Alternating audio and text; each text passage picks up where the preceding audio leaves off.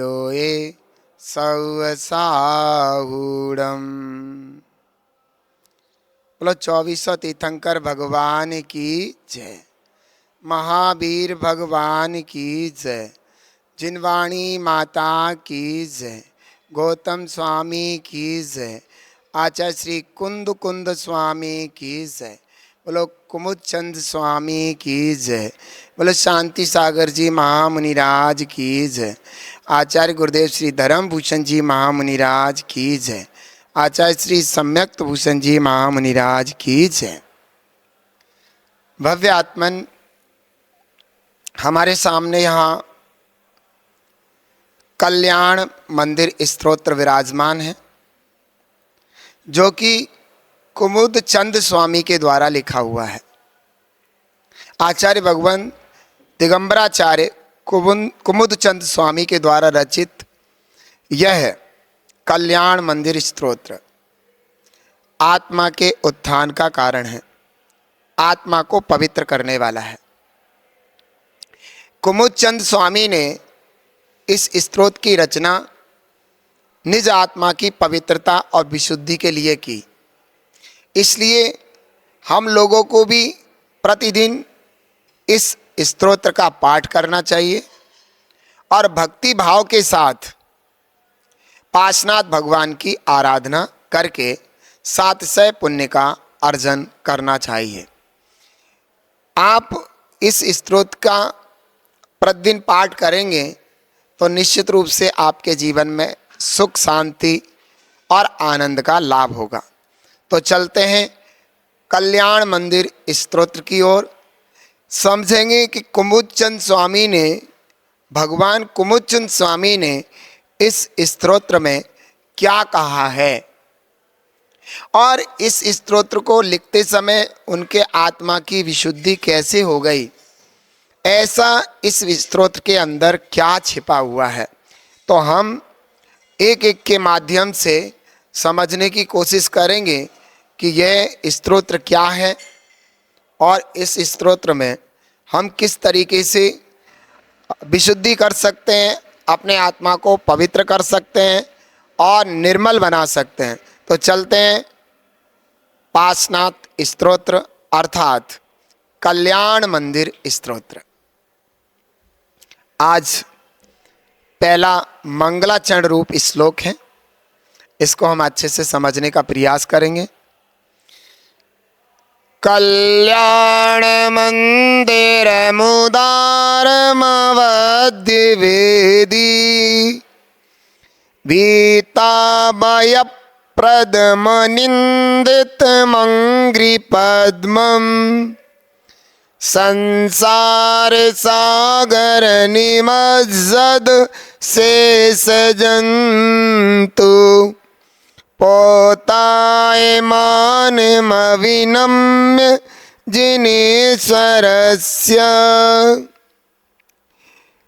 यह स्तोत्र बिल्कुल भक्तामर स्तोत्र की तरह सुरक्षित और पवित्र निर्मल है।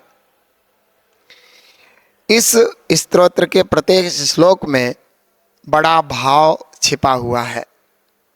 अगर हम इस स्तोत्र को श्रद्धा और भक्ति के साथ करते हैं तो भक्तामर स्तोत्र के तरह ही इसका फल मिलता है।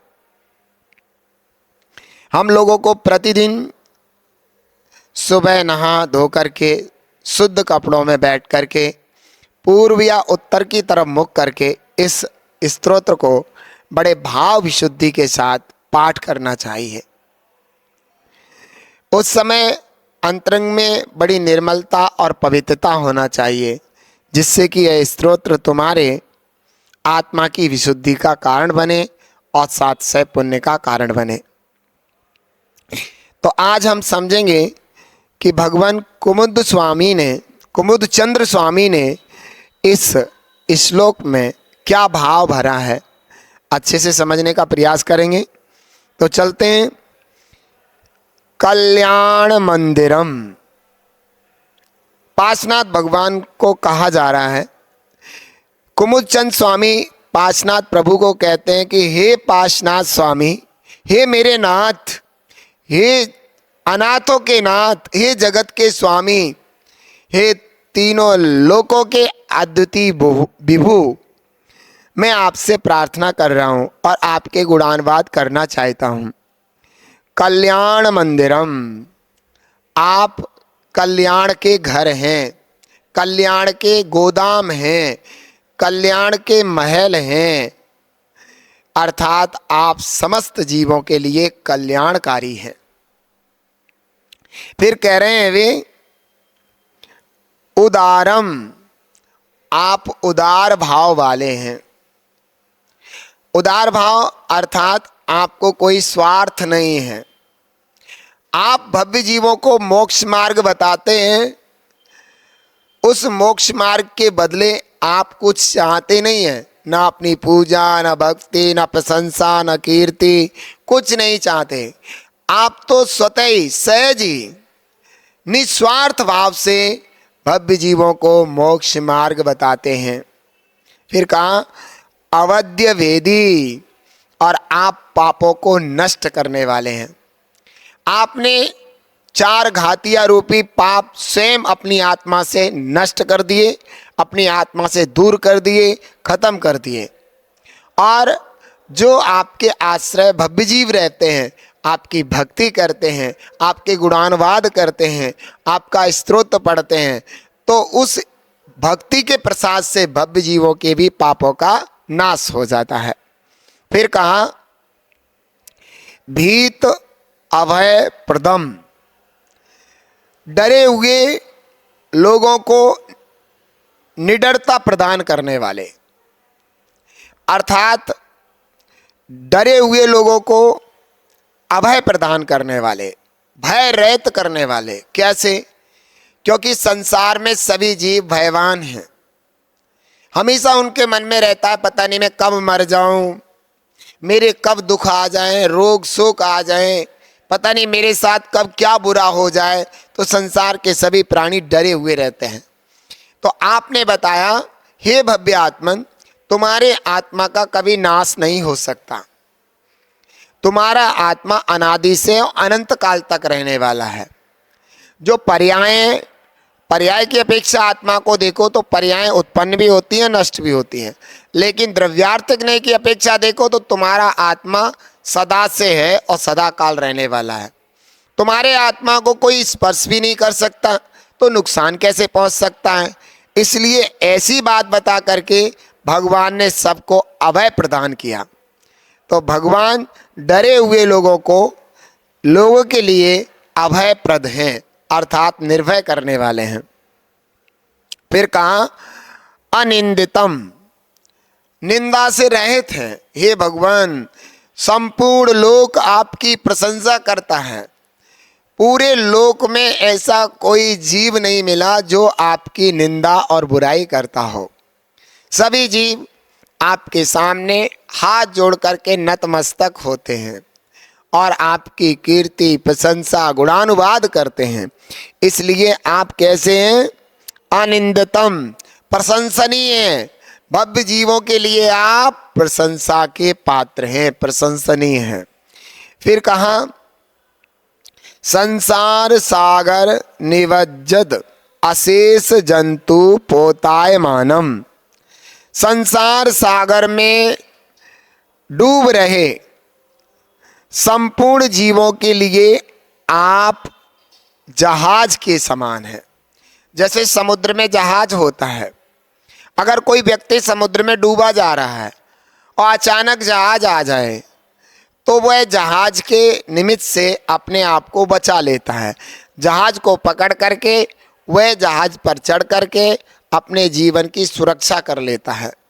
ऐसे ये भगवान अनादिकाल से संसार में जीव मिथ्या दर्शन, मिथ्या ज्ञान, मिथ्या चारित्र के कारण, कुधर्म के कारण, कुमार्ग के कारण दुखी था, बड़ा दुख से प्रेरित था ये जीव। लेकिन आपके मिल जाने से, आपके दर्शन हो जाने से, आपका उपदेश मिल जाने से वो सभी जीवों को जैसे जहाज मिल गया हो, इस संसार रूपी समुद्र में भटकते हुए आपके मिल जाने से जैसे जहाज मिल गया हो, आपके अवलंबन से वे भव्य जीव तिर जाते हैं, भगवान बन जाते हैं। सो आप जो है संसार में पतित जीवों के लिए, संसार में पतित संपूर्ण जीवों के लिए आप जहाज के समान हैं। तो ऐसा कहा। फिर कहा जिन्हें स्वरज से, ऐसे जिनेन्द्र भगवान श्री पार्श्वनाथ को क्या करके अंग्री पद्मम अविनम्य, उनके चरण कमलों को नमस्कार करके क्या करना है, आगे यह जो कल्याण मंदिर स्तोत्र है उसको लिखना है। क्या करके, भगवान के चरण कमलों को भक्ति पूर्वक नमस्कार करके।